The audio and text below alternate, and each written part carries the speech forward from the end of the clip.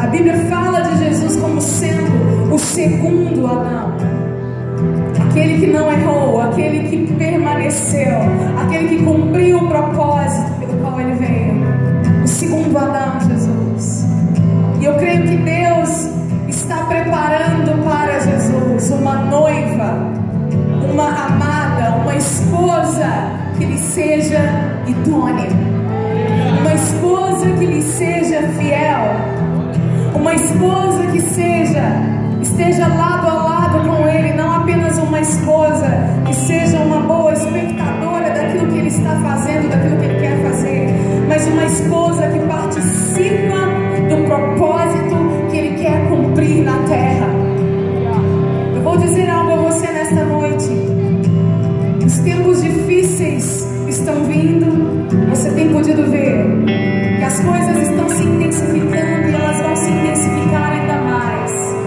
Muitas lutas e muitas tribulações estão para vir, porque o Cordeiro Jesus está para desatar os selos. E quando ele fizer isso, quando acontecer isso, os acontecimentos que giram para a vida do Senhor, eles vão acontecer. Já estão acontecendo tantas coisas já têm se cumprido. Jesus está vindo, o dia está chegando, e não existe um tempo mais privilegiado para estarmos vivos sobre a terra do que agora. Só que vocês têm consciência disso. Não existe um tempo mais tremendo e maravilhoso do que o tempo que antecede a vinda do Senhor. Porque esse é o tempo da igreja. Este é o tempo em que a noiva se levanta, não como uma noiva passiva, não como uma noiva que não faz absolutamente nada, não como uma vítima dos sofrimentos que virão sobre a terra, mas uma noiva que se coloca na brecha, uma noiva que conhece o coração do noivo e que compartilha da sua mente e do seu coração, que compartilha da sua vontade. Eu estava lendo hoje à tarde Mateus no capítulo 24, assim que eu entrei no quarto hoje à tarde, me veio esse texto de uma forma muito forte. Eu fui ler, diz assim no versículo, a partir do versículo 9, diz assim: então eles os entregarão para serem perseguidos e condenados à morte, e vocês serão odiados por todas as nações por minha causa. Naquele tempo, muitos ficarão escandalizados, trairão e odiarão uns aos outros. Surgirão muitos, inúmeros falsos profetas, e enganarão muitos.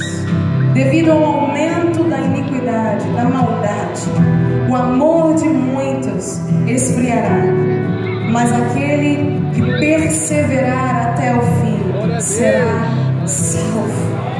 E este evangelho do reino será pregado em todo o mundo, como testemunho a todas as nações, e então virá o fim. Jesus disse que naquele tempo, nos tempos do fim, nós não podemos dizer ao certo aonde estamos na cronologia de Deus, mas de uma coisa nós podemos ter certeza, é de que muito disso já tem se cumprido nos nossos dias.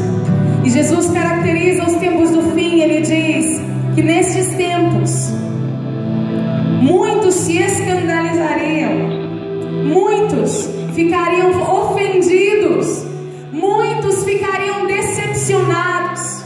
As pessoas iriam entrar por causa da maldade humana, por causa da iniquidade humana, da tendência que o homem tem para fazer o que é perverso, para fazer o que é mal. E olha, eu sei muito bem disso. Eu tenho 2 filhas pequenas, tem 2 anos as minhas filhas, e a criança ela já nasce com uma tendência para transgredir.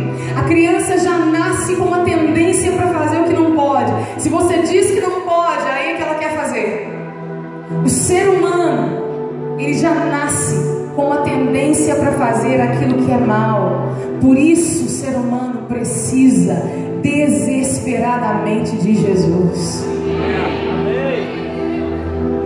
E a Bíblia nos conta, Jesus fala que a ambiência dos últimos dias seria uma ambiência favorável para que o amor se esfriasse a tal ponto das pessoas começarem a se decepcionar umas com as outras, das pessoas começarem a se escandalizar, o esposo se escandalizar com a sua esposa, o esposo se decepciona com a esposa se decepciona com o esposo, os pais se decepcionam com os filhos com os pais, e um ambiente hostil é gerado na terra por causa do espírito do anticristo, o espírito que resiste ao conhecimento de Deus e que já está na terra, o espírito do falso profeta que quer transgredir e fazer desviar a igreja do seu propósito.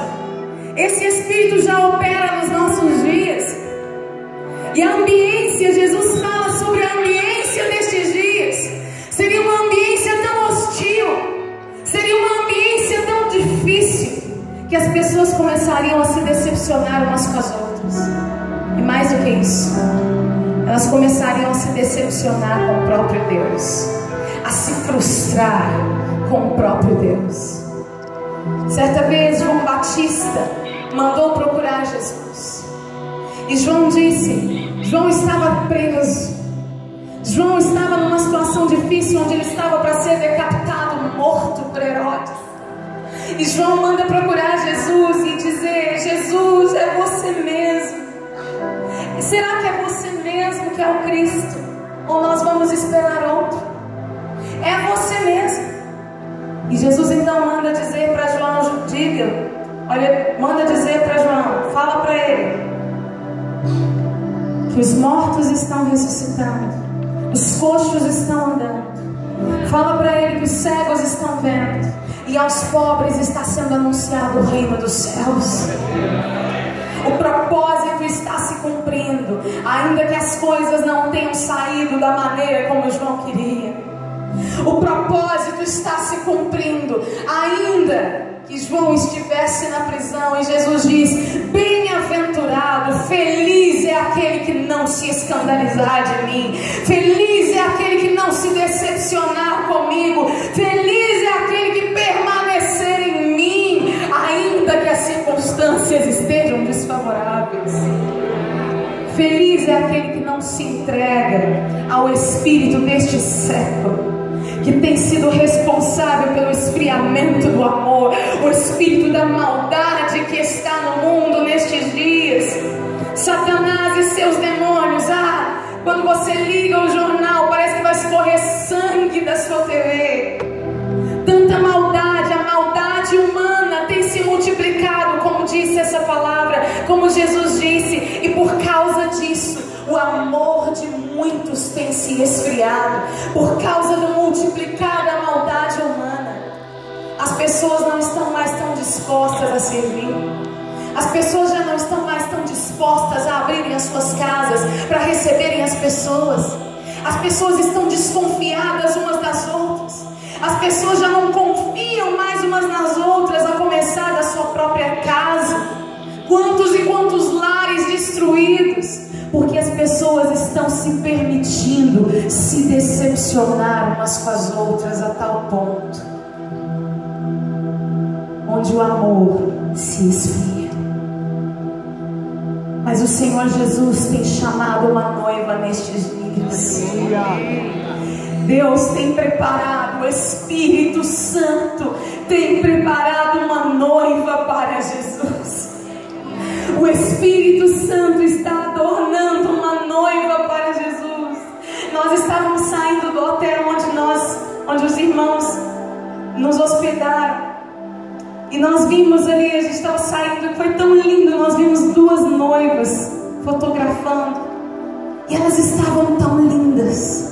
Elas não estavam vestidas de calça jeans, elas não estavam vestidas de camiseta, elas estavam com um vestido branco, lindo, lindo, especial, dava para ver que era especial, foi feito especialmente para este dia. Elas não estavam despenteadas, elas não estavam com seu cabelo de qualquer maneira, não estavam com seu rosto desfigurado, não estavam com manchas ou marcas na pele, estavam lindas. E é assim que a noiva do Cordeiro vai estar para se encontrar com Jesus. A noiva vai estar linda, porque o Espírito Santo de Deus está preparando uma noiva para Jesus. Ele está adornando a noiva para se encontrar com o noivo. E essa noiva não será uma noiva passiva, que se deixa levar pelo espírito deste século, que corre atrás dos interesses deste mundo, que fica embriagada com o mundo e aquilo que o mundo tem para oferecer, que se deslumbra com o dinheiro e com aquilo que o dinheiro tem para dar. A noiva de Cristo Jesus está focada. A noiva de Cristo Jesus está tão ligada ao coração dele. A noiva de Cristo Jesus, ela está tão conectada com os pensamentos do Mestre. Ela é cooperadora sua. Em Apocalipse nos mostra uma cena tão tremenda. nós vemos nas mãos de um anjo uma taça e uma harpa. Dentro dessa taça, a Bíblia nos diz que estão as orações dos santos. As orações dos santos sendo recolhidas diante de Deus. Aleluia. E estas orações são derramadas sobre a terra. E quando estas orações são derramadas, a terra começa a se mover, a história começa a se mover em direção à vinda do Cordeiro. Existe uma harpa nas mãos deste anjo. Isso fala sobre uma adoração constante da noiva. Uma noiva que ama o seu amado Jesus, que coopera com aquilo que Ele deseja fazer, que não permite que o seu coração se esfrie. Quantas vezes a gente permite que o nosso coração comece a ser contaminado em relação às pessoas que estão à nossa volta? Quantas vezes a gente se permite escandalizar, a gente se permite tropeçar por causa das nossas expectativas frustradas? Pessoas que uma vez tiveram um relacionamento de casamento e que se frustraram de tal forma que não conseguem mais continuar com aquele relacionamento. Quando a gente permite que o nosso coração seja contaminado pelos escândalos, quando a gente se permite se frustrar com Deus, quando as coisas não acontecem do jeito que a gente espera que elas aconteçam, a gente diz: Deus, eu não confio no teu amor, eu não consigo confiar que o Senhor me ama. Deus, eu não consigo confiar que o Senhor é o Senhor da história. Deus tem chamado para si uma igreja que confia nas intenções do Mestre, que confia, que conhece o fim da história e que confia nas intenções do Mestre, ainda que os caminhos sejam difíceis. Deus tem chamado para si uma noiva, onde o coração dos pais e dos filhos e dos pais é reconciliado. Deus tem chamado para si uma noiva que é reconciliada nos seus relacionamentos por causa do Espírito de vida, o Espírito Santo que está sobre ela. Queria que você ficasse de pé no seu lugar. Feche seus olhos.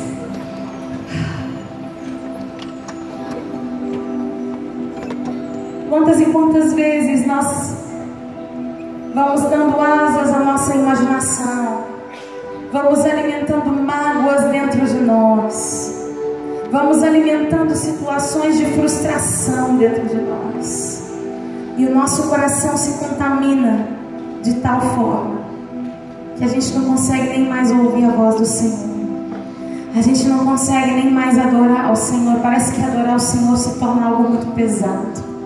Parece que orar ao Senhor, conversar com Ele, se torna algo pesado, difícil, duro. Mas eu creio que o Espírito Santo de Deus hoje, nesta noite, o Espírito de reconciliação está aqui. Espírito de reconciliação.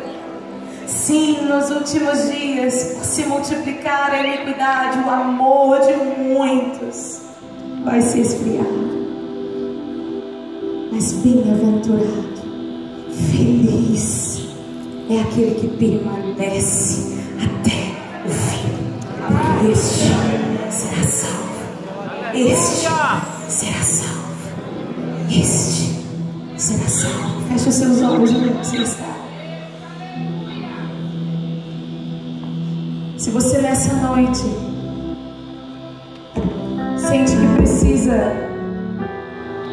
de uma desintoxicação do Espírito Santo,